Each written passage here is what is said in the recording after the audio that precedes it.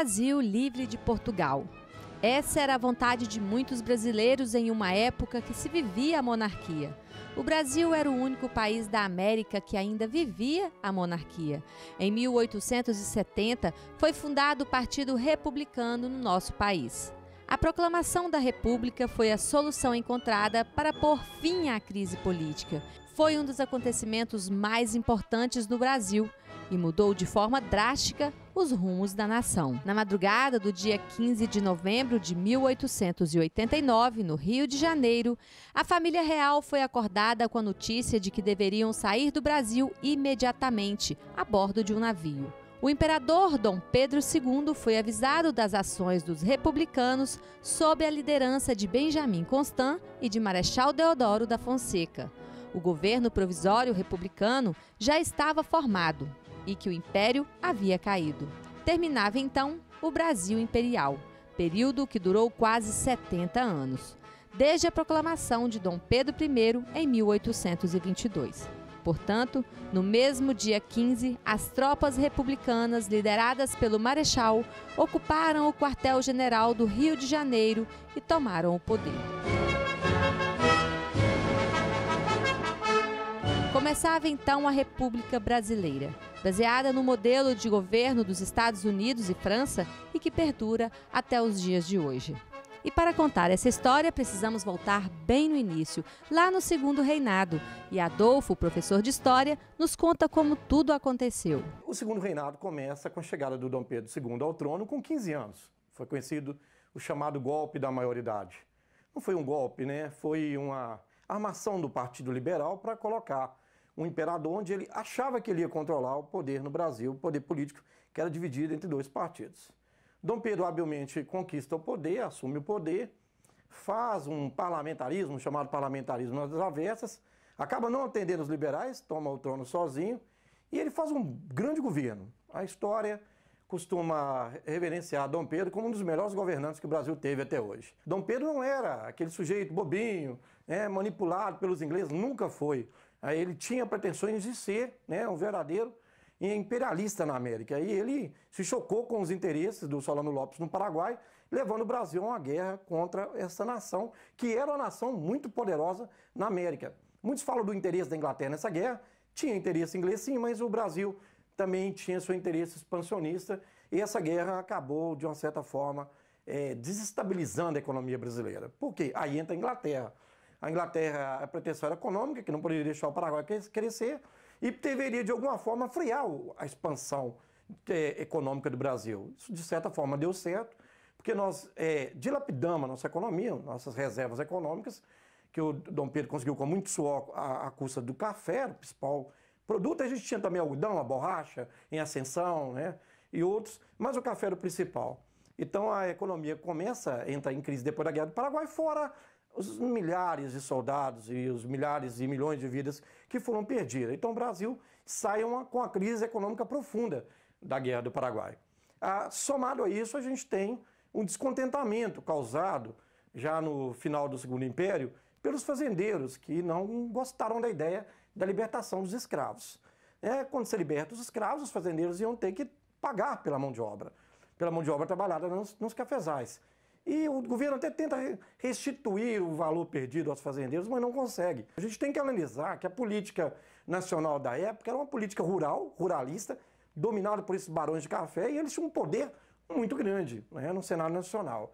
Também tem um outro lado também que vai agravar a crise no final do governo do Dom Pedro II, que é a questão da igreja, a questão religiosa. Dom Pedro II era maçom, contra ele ser maçom, nada a ver. Só que ele começa a dar algumas regalias e alguns poderes para a maçonaria.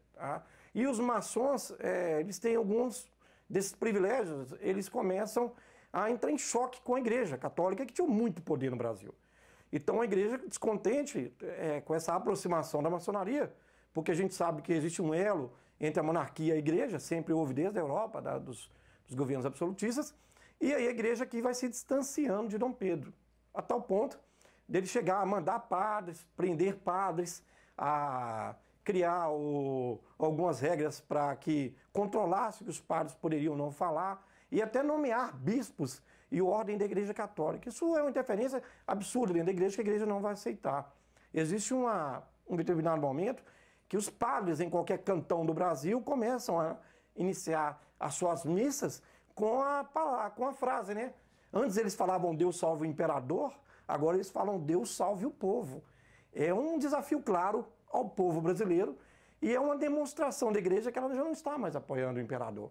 Então a gente percebe que essa instituição fortíssima, imagina, nós não tínhamos televisão na época, né? Muito menos rádio, os meios de comunicação, os jornais raramente chegavam ao interior, mas a igreja sim, ela tinha um padre em cada cidadezinha do Brasil. Então ela conseguia levar essa revolta de uma forma sutil para o povo. Então nós temos elos fortíssimos aí contra Dom Pedro, que nós temos a própria igreja, tá? Nós temos aí os fazendeiros e os militares. Por que os militares? Porque nós vemos os militares brasileiros indo lutar numa guerra do Paraguai, da onde o Brasil sai vencedor, ao mesmo tempo eles saem de uma certa forma desprivilegiados. O Brasil não tinha não dava uma certa força aos militares aqui.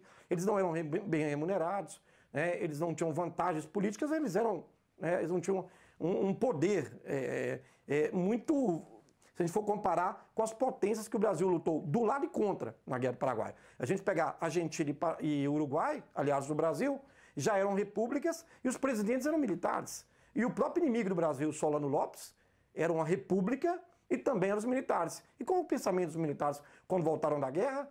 Está aí uma forma da gente alcançar o poder. Está uma forma, nós não podemos alcançar o poder via Constituição, a Constituição que vigorava era de 1824, que delegava o poder ao sangue real, né, ao trono, ao descendente do trono, mas agora a gente pode alcançar o poder alegando uma república.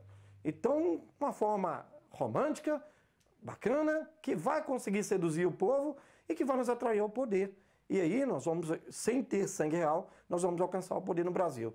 Então juntou, né, todos esses elos, né, entre uma crise econômica profunda, uma crise política profunda, os fazendeiros, a religião e os militares, que eclodiu com a proclamação da República no dia 15 de novembro de 1889. Tanto Benjamin quanto Deodoro, eles foram colocados naquele governo para tentar encaixar, arrumar uma república ali forçada, que depois a gente veria que se transformaria na chamada República da Espada, e que vai tocar o Brasil com uma política ainda agrária e que é mais sério ainda, né? Ela não consegue salvar o Brasil de uma economia e aprofunda mais ainda essa economia, se tornando e agravando a questão política que nós vamos ver na consequência da República do Café com Leite. Dom Pedro, se a gente pegar os governantes do Brasil, a gente vê essa característica nele. Ele amava o Brasil, ele saiu chorando daqui.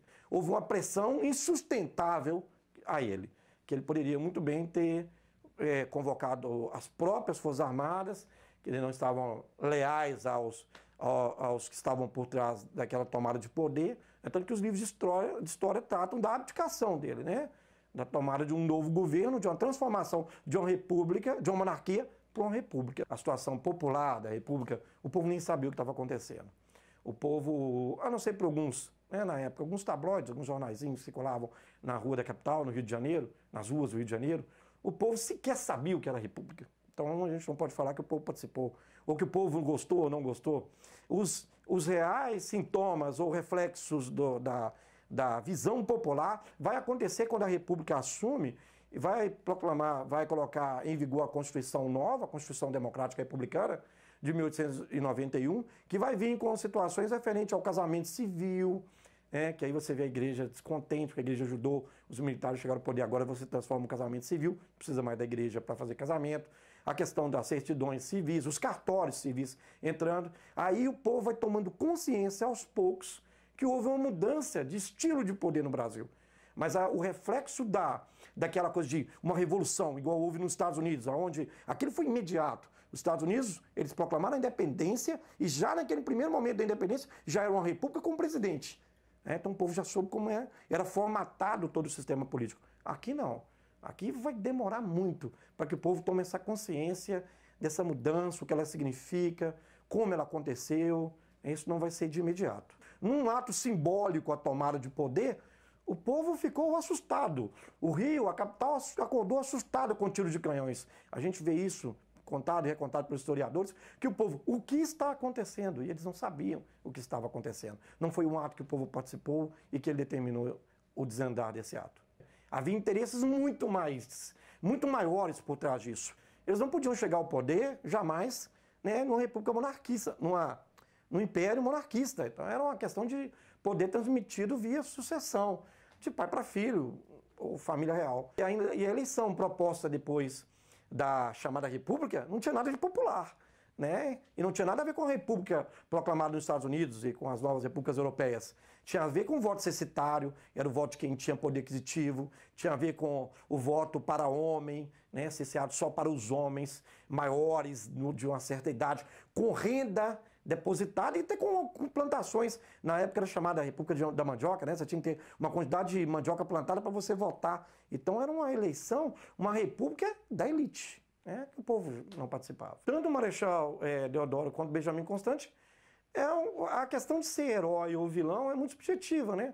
Se a gente for observar na chegada da República para o Brasil, eles são nomes de peso, né? Tanto que eles foram chamados para compor o governo e para compor aquela República como símbolo de tomada desse novo sistema. A gente pode considerar os heróis, sim. Tá? Agora, se haver essa aceitação popular, é difícil dizer.